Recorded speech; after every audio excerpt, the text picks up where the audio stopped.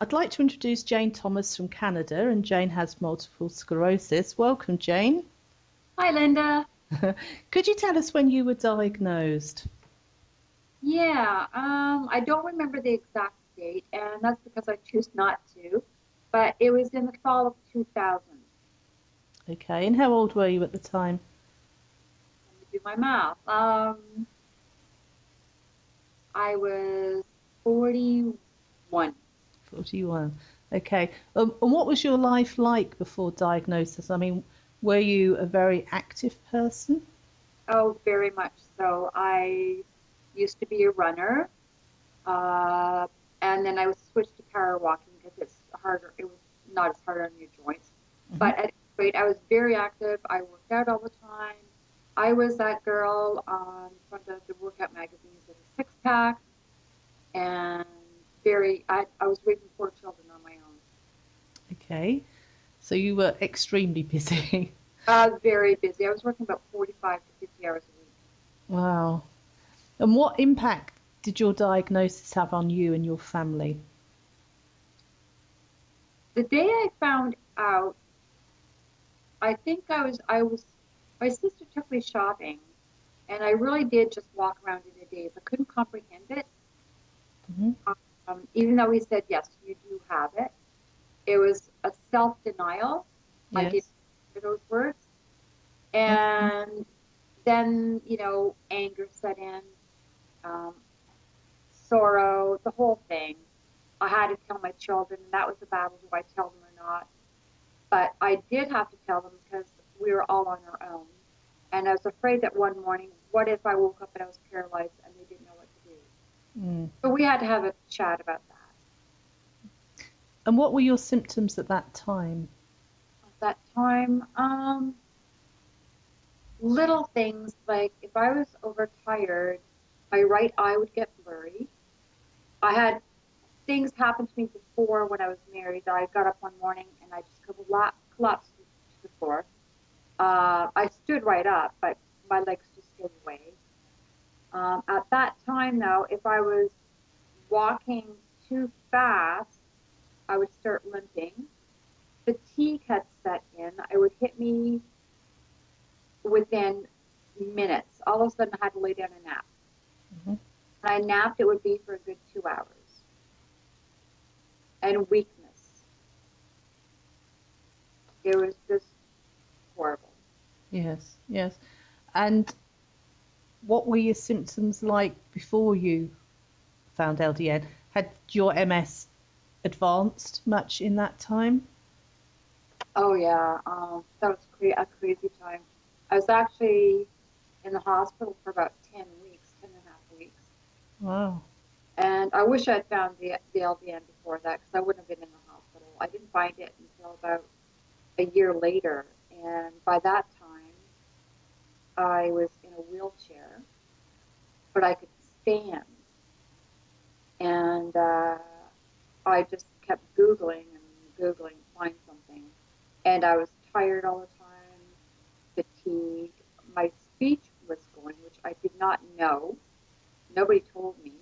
You know, when you think you sound natural, you're normal. Hmm. I wasn't. Yes.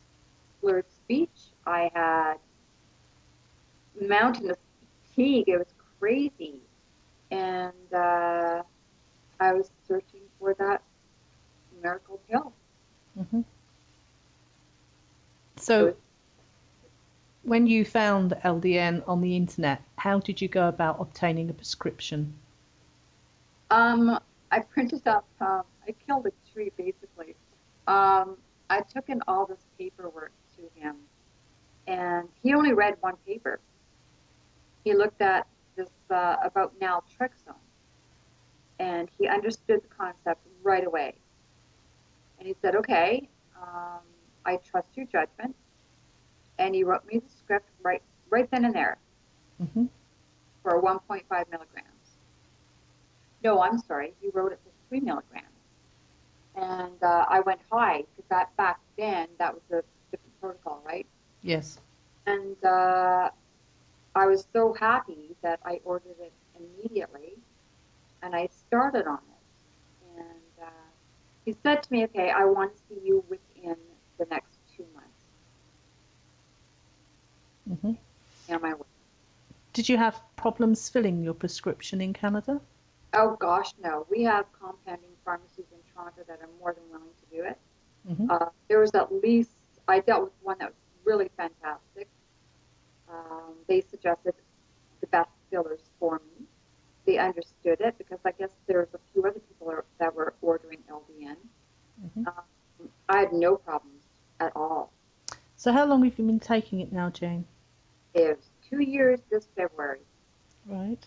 And how has LDN helped with your symptoms in that time? Well, within the first month, this is no word of a lie, within the first month, my dysphagia, that my speech problem went away. Yes. My bladder, that that that embarrassing incontinence that we all have to suffer through, Hmm. disappeared.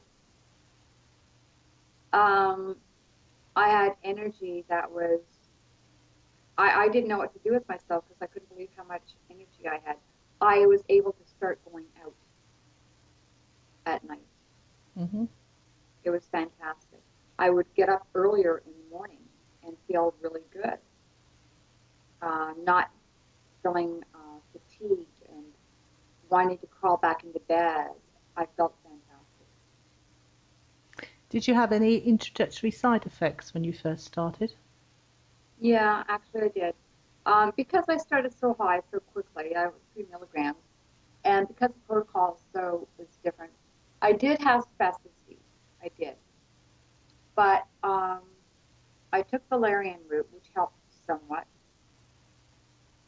Um, then this one doctor put me on Baclofen, which was a big mistake, um, and I would never touch that again. So my other doctor put me on Valium for the spasticity, and it disappeared.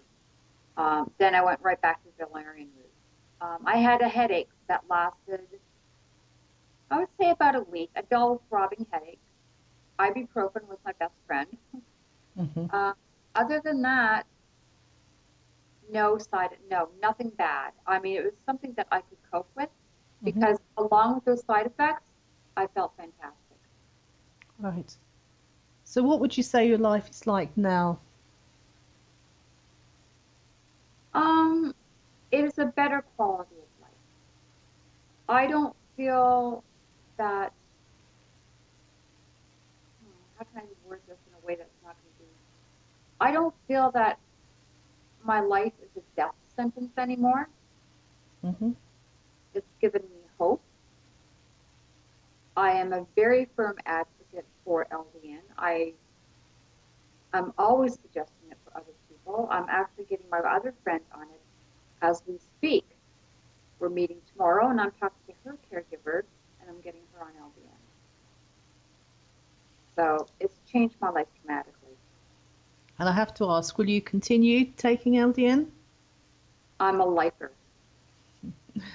And what I'm a would you lifer. and what would you say to other people with multiple sclerosis who are thinking